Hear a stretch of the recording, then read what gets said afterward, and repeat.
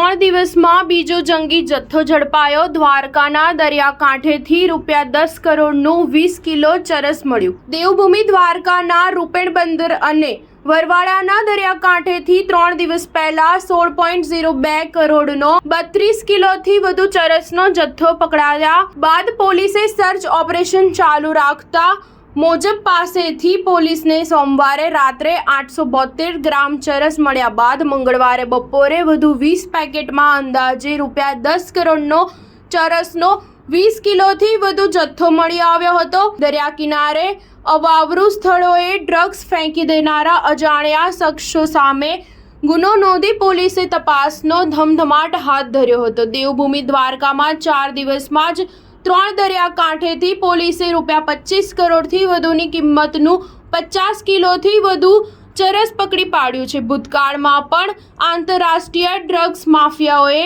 સાગર તટના અવાવરૂ સ્થળોએ ફેંકી દેવાયેલા ડ્રગ્સને જમીન માર્ગે દેશના જુદા જુદા મહાનગરમાં મોકલવાના કારસાનો અગાઉ પર્દાફાશ કર્યો હતો। પોલીસે ડ્રગ્સના આ જથ્થા ક્યાંથી અને કેવી રીતે લવાયા તે અંગેની તપાસ શરૂ કરી છે। દરિયામાં કોઈ અજાણ્યા શખ્સો દ્વારકા કથિત રીતે ફેંકી દેવાયેલો નશીલા પદાર્થનો જથ્થો કાંઠાળ વિસ્તારમાં પહોંચે છે કે અન્ય કોઈ શખ્સોએ અવાવરૂ સ્થળો પર જથ્થો ફેંકી દીધો છે સહિતની તમામ બાબતોને ધ્યાને લઈ દરિયાકાંઠાના તમામ વિસ્તારમાં સઘન પેટ્રોલિંગ સાથે સર્ચ હાથ ધરી ઘનિષ્ઠ તપાસ શરૂ કરાઈ હોવાનું સૂત્રો દ્વારા જાણવા મળ્યું છે। સ્ટાર ન્યૂઝ 7 હંમેશા સચ્ચાઈની સાથે।